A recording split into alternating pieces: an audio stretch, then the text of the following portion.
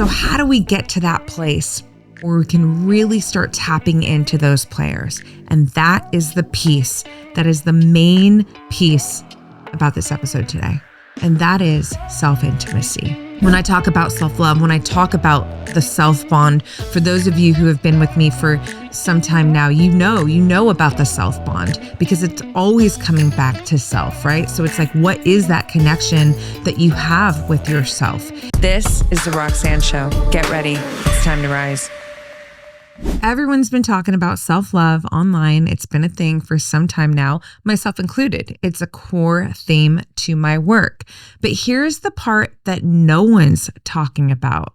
Well, wait, hold on. Before I give it away, I'm excited to drop us into this vital piece and unpack it with so much depth for you today in this episode. Because without this piece, self-love is always a great idea, or it's a self-care. It doesn't actually come into your life in the way that you truly want it to. And that is unconditionally and with mastery. So let's get into this vital piece that is the gateway to not only the mastery of self-love, but the mastery of yourself and your life. So let me set the table here. I'm writing my book right now, The Truth in You Knows. And it's coming together so beautifully. It will be out this October, 2025. Very excited about that. And as I'm really deep into the book, it's deepening my work. Also, just being very deeply connected to the women in my community. I've been hovering over this idea around self-love. And, oftentimes I talk about the importance of building a self bond, right? So this bond with your true self, right? So now I'm giving you pieces here. This is how my brain has been, working and coming to this beautiful arrival, this vital piece that I am really, really inspired to share with you on a very deep level today, because I know that it's so essential to help you not only gain more self-love, but to expand your self-worth, to strengthen your self-confidence, to strengthen your self-trust, and ultimately to put you in a place where you're actually living with self-mastery. And when we are living with self-mastery, we are living a very high vibe, high evolution of ourself. It's where we want to be living. We want to be moving through our days with self-mastery, mastery of self. Okay, so I'm thinking about this deeply, and I'm like, for some people, self-love is not an easy concept. Like, they really have a hard time. Like, how do I actually love myself? And here's something I want you to mentally screen grab for a moment. I actually view self-love as an ecosystem. What I mean by that is that it's very complex. It's not this one thing. So let's open up that ecosystem. With self-love, you have self-honesty. You have self-compassion. You have self-respect. You have self-discipline. Why? Why do these exist in the ecosystem? Well, to truly love and honor yourself, all of these qualities, these self qualities, have to be activated, have to be continuously flexed to be stronger, right? You can't truly love yourself and not have strong self-honesty. If you're not being honest with yourself, you're way off the grid from loving yourself. If you don't have strong self-respect, you certainly are not in any place proximity of actually loving yourself, because respect is essential for all aspects of love, truly. If you don't have the ability to hold compassion for yourself, it's going to be very difficult to truly love yourself. So let's just get this out of the way. When I'm talking about self-love, I am talking about this ecosystem, and there are even more self qualities built into that. But what I really want to focus on is understanding self-love first and foremost as an ecosystem. And then what do we actually need to do to be able to work on the players in that ecosystem. And that's the vital piece here. Because otherwise, if we're not doing this, if we're not actually doing this deep work and touching on all the facets of the ecosystem, all the players, then self-love is probably going to look like this. Oh, I took myself shopping. Oh, I put a face mask on. Oh, I did some affirmations. I was nice to myself for a moment. And you know what? That's cool. I'm down for all of that. Self-care is a part of the ecosystem, but that's never, ever going to truly get you to the place where you really want to be, where you fucking love yourself without limits, without bounds, where you accept yourself. Self-acceptance is a major player in self-love, right? How do we get to that place where all these self parts, these players in the ecosystem of self-love are actually playing, are active, and we are active with them so that we're really, really, integrating and moving into the embodiment of self-love. Because think about this deeply. Someone walks in the room who truly, truly has that mastery of self-love built into them. I mean, you feel it. It's an embodiment, right? Self-love is a result. It's not necessarily always an action. There's an action component to it. But ultimately, there's other very important things to think about when it comes to the actions of self-love. Example, again, honesty with yourself, right? Or respecting yourself. So I think what's happened here is that it's kind of like the word stress. Stress means a lot of things. There's good stress, eustress, and then there's distress, which is not great stress. But we've put all the different kinds of stress under this one word, and it does an injustice because it's not true, right? There's many shades to stress, and some stress is important and shows up in different ways, right? So we want to I was in the cold plunge this morning. I was encouraging that stress, right? So I think it's very important when we think about self-love, we think about it in that same context, that it's not just this, oh, it's self-love. It's like, well, no, there's self-compassion, there's self-honesty, there's self-acceptance, there's self-respect, there's self-discipline, right? So how do we get to that place where we can really start tapping into those players? And that is the piece, that is the main piece about this episode today. And that is self-intimacy. And I got full body fucking chills as I'm saying it to you right now. This is it, you guys. I've been so deeply into this, like a total nerd, just a geek in my work, thinking about, when I talk about self-love, when I talk about the self bond, for those of you who have been with me for some time now, you know about the self bond because it's always coming back to self, right? So it's like, what is that connection that you have with yourself? That is literally shaping your entire fucking experience, your reality. The relationship that you have with yourself is literally impacting your entire reality, your entire experience. So it's a really, really important move to get into this, how I frame it, a loving, trusted, and revered relationship, a bond with your most authentic self. Well, how do we do that? Self-intimacy. So usually you hear the word intimacy and you think sex. And sure, it's not that. I mean, it's not that. But what I'm talking about is this self-intimacy piece. And how I'm framing this up for you guys is self-intimacy is this really unconditionally loving, safe space, environment. It's this home that you've built within yourself. So if you think about it from the perspective of, you have a very intimate relationship with someone, and this is a very healthy, intimate relationship. It's someone that you truly feel safe with, that you just can be 1000% authentically you with, that you can totally rely on, that you trust. You got to think, well, how did that bond, how did that connection come into play? Like how is it forged, right? Number one, the most important player to building self-intimacy or intimacy with others, but in this case, we're definitely focusing on the self. And this is not easy, but you have to get to this place where you create a judgment-free zone inside of yourself. Okay, how do you fucking do that? Well, let me just tell you this right now.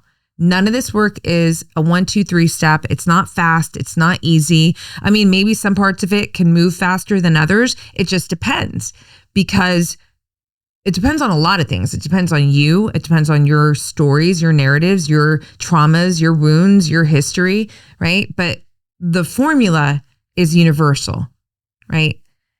The way at which the formula works for you and how it can give you those outcomes is going to vary person to person, kind of like bio-individuality in, regards to health, right? We all, what you may need for your diet is maybe and probably not what I need exactly for mine, right? So it's similar in this regard. But the foundational piece, we all need protein. We all, to build self-intimacy, need to create a judgment-free zone inside of ourselves. And one of the ways that is so powerful to do this is I say this often, I've said it for years. I want you to think about this idea that you cannot be learning and judging at the same time. You cannot be learning and judging at the same time. So what's happening when we're in the learning mode, where I call it like the student lens? What's happening? Our curiosity is activated. Curiosity fucking crushes judgment. Because when you're judging, you're concluding, right? You're at this point where it's this means that. You are this, you are not this. Curiosity is like, tell me more. But why? Really? That's interesting. How so? And that energy shift is major.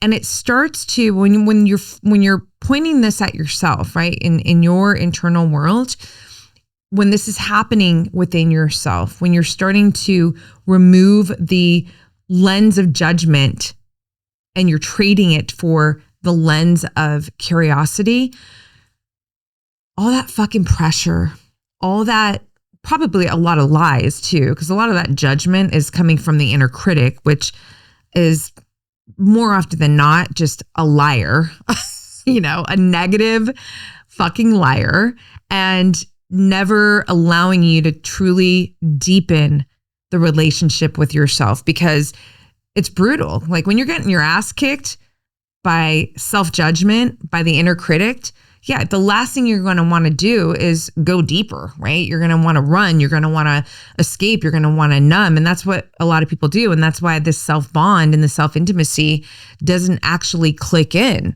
And so then you think like self-love is really just a concept. Self-confidence, right? Self-trust, well, forget it. Not even possible, right? To really trust yourself, you got to fucking know yourself. You got to know who you are, not the parts that are easy and lovable. I'm talking about all the parts of you. And so this environment, the self-intimacy home, needs to be fully fucking activated. And the removement of judgment, again, that's not going to be some easy process for a lot of you, but it's still the assignment.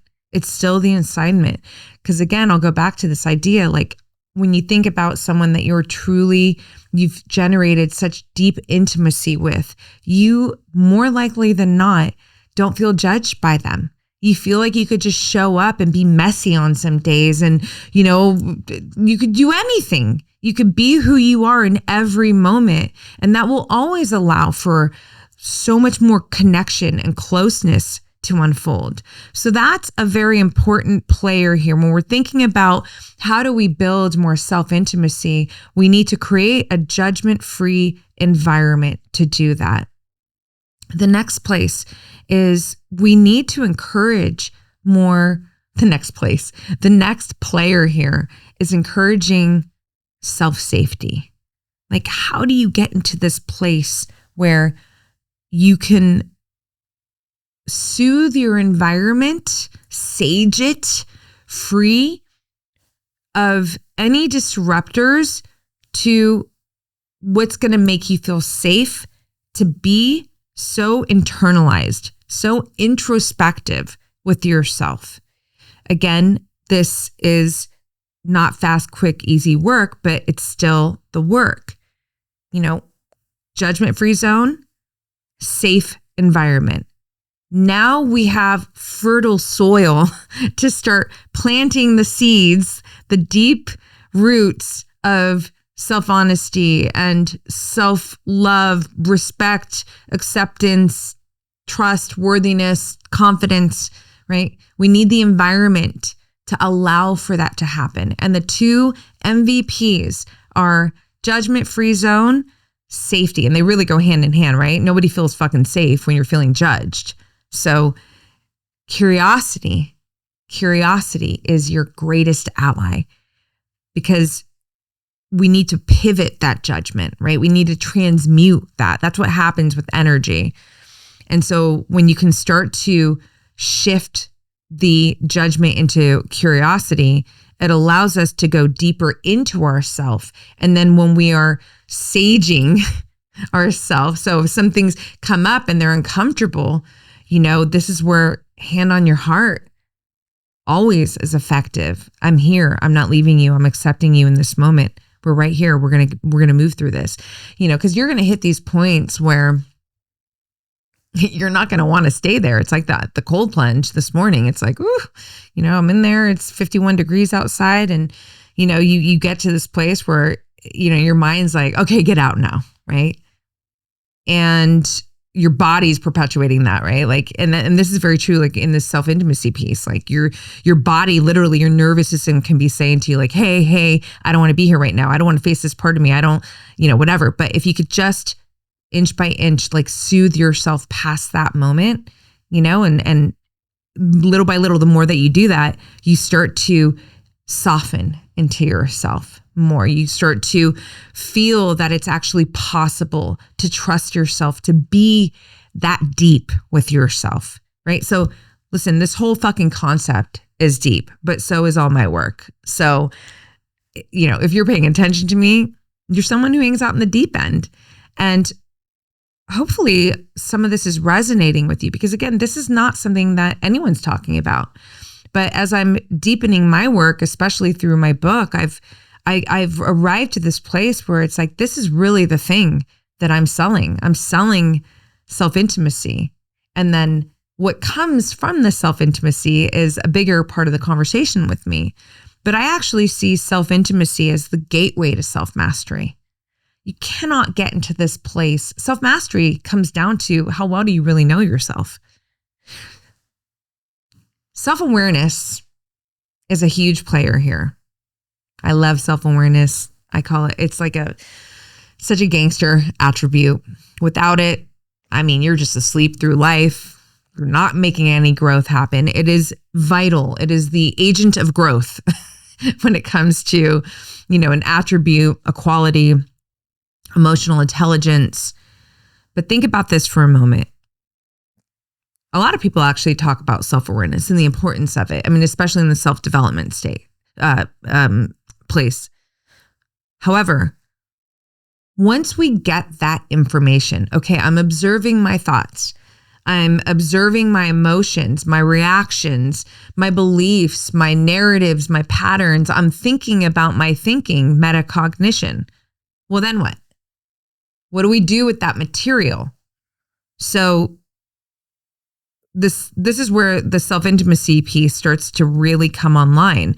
How I framed it before, I've been framing it up to this point, is this is where the self-connection piece comes in. But I'm just sort of rearranging the wording around this a bit, because connection is definitely the thing, but there's a deeper connection that I know is necessary for the self-confidence, the self-love, the self-trust to come online. And that is the framing of it being self-intimacy. It's intimacy is a deeper way to express connection, right? Because connection is kind of broad, but intimacy, we know if I have a connection with this person, I have real intimacy with this person. you know that the latter is somebody that I truly have a deeper flow, a deeper exchange with, right? So this is why it's so vital to really feel into the energetics of this word.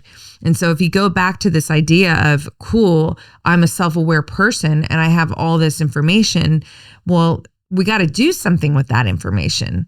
And it's not just about taking that information and then, moving it into an action step, like a 1, 2, 3. It's about fully getting into a relationship with this information that is you, that is truly you, that is not just parts of you. It's the whole of you. If your self-awareness is really turned on, then you are always watching, witnessing, observing, not judging, but you're always with yourself in this way. You're always feeling yourself in a very, very deep way, right? But then what do we do with that information? We want to alchemize it. We want to continue to utilize this information, leverage this information about ourselves so that we can expand, so that we can continue to evolve on the highest of highest levels. And that's why we need to build the home that is self-intimacy. So here's one of the easiest tools. And when I say easy, I mean, it's a right here, right now. You don't have to, do anything, sign up. It's available to all of us right now. That is writing. And in my world, it's self-directed writing. It's getting into this place with your journal, your notebook, even your phone. If you're not using I love handwriting, but I also I type. So whatever it is, whatever you need to do, but it's directing very specific questions at yourself so that you can truly get to know yourself. And these questions are not all going to feel good, nor should they. I have a writing challenge. I do these heart alchemy writing challenges in my Substack. Link in that in the description. It's fucking incredible. The women in there are just so powerful, just the way they show up for themselves. And the thing about it is that a lot of these self-directed prompts that I strategically create are very confronting. They're going to open you up, and that's what they're designed to do. We're not doing surface level fucking self-development here. We're not doing that. We want to get to the truth. We want to get to the truth of our essence, the truth of our being, so that we have the real material to create the lives that we really are here to create, to evolve from a soul fucking place, right? Like, what's your dharma? Like, what do you come here to do? What are your true gifts? What do you truly want to say yes to? What do you truly want to say no to? You're never going to get to that depth, to that truth, if you're not able to ask yourself the deep questions, to sit with them, and then to take that information and then, it's integration, it's elimination, it's assimilation, it's fucking, there's a lot of things that can come. It just depends on whatever those, whatever the information is that you get from those questions. It'll just depend. But all of this is to say that you need to be able to create a space where you can ask yourself those questions. And the cool part about your journal, even your phone, whatever your medium's going to be, it's not there judging you. It's not talking back to you. It's not going to fucking, it's not going to tell on you. It's like literally just holding space for you. And I say this with so much empathy, what's so wild is that even in the privacy of being with yourself, I have found that women, men as well, have a hard time even just going to their journals or their notebooks and sitting with the question, or even just sitting with the blank page, because it's the blank page in of itself can be very confronting. Like, what am I supposed to do with this? You're already judging yourself. Like, am I supposed to you're not supposed to nothing. You're here to allow. You're allowing yourself. You're allowing yourself to be in a very deliberate time that is just for you, to be just with you, to let whatever is designed to come through you in that moment come through you. And so I love asking good questions, but sometimes just literally letting whatever is going to come through on the pen, or come through the pen, to come through. Again, the whole idea here is, how do I go deeper inside of myself? Obviously, meditation is another incredible way to do this. And I've been meditating for fucking 2 decades now, whatever it is. So I am a huge advocate for meditation.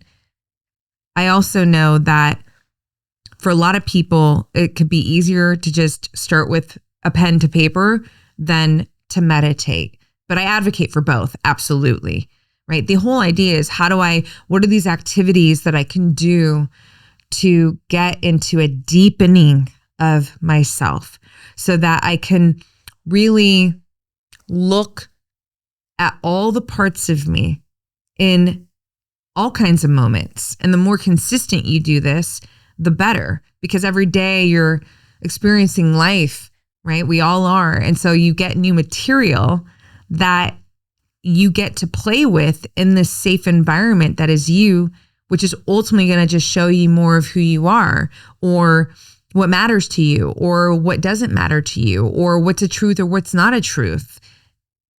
And it continues from there, right? So bringing this all home here, I want you to really think about this idea of self-intimacy.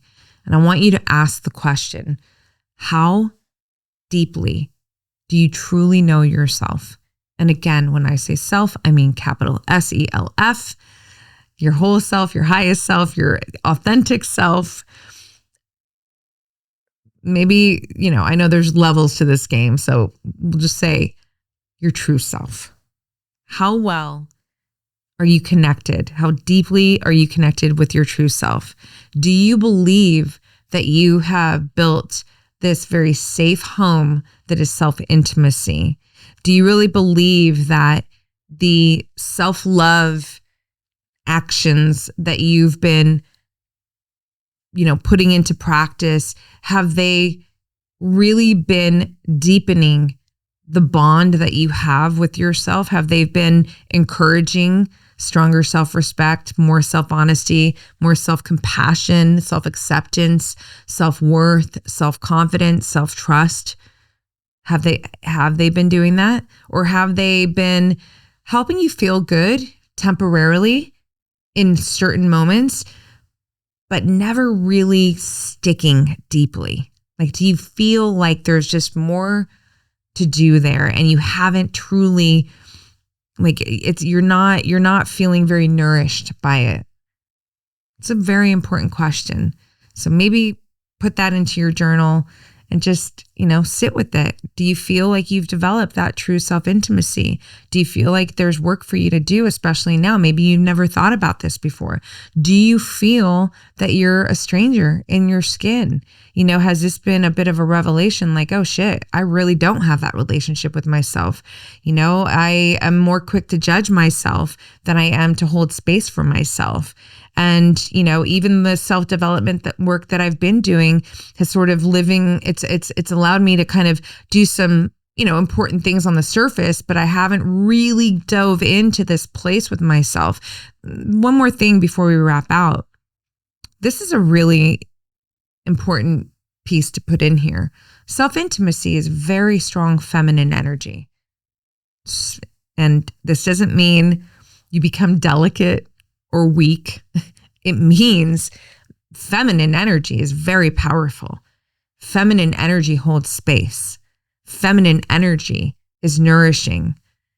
Feminine energy is opening, right? It's creative.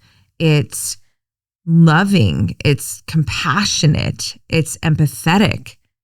So for all of my ladies who want to feel more embodied in your feminine energy, it has nothing to do with the dress. It has nothing to do with the heels. I love all that shit. I'm just saying it has nothing to do with it. It has everything to do with the intimacy that you have with your true self, with your heart, with your soul. So the thing to do is to build the home, the self-intimacy home. And in doing this, you are evoking more of your incredible feminine energy and allowing that energy to not become a performance thing, but become an actual embodiment. So I'd love to know what you guys think about this. Please let me know. This is really important to me in the comments on YouTube. DM me, on Instagram, Roxy Look.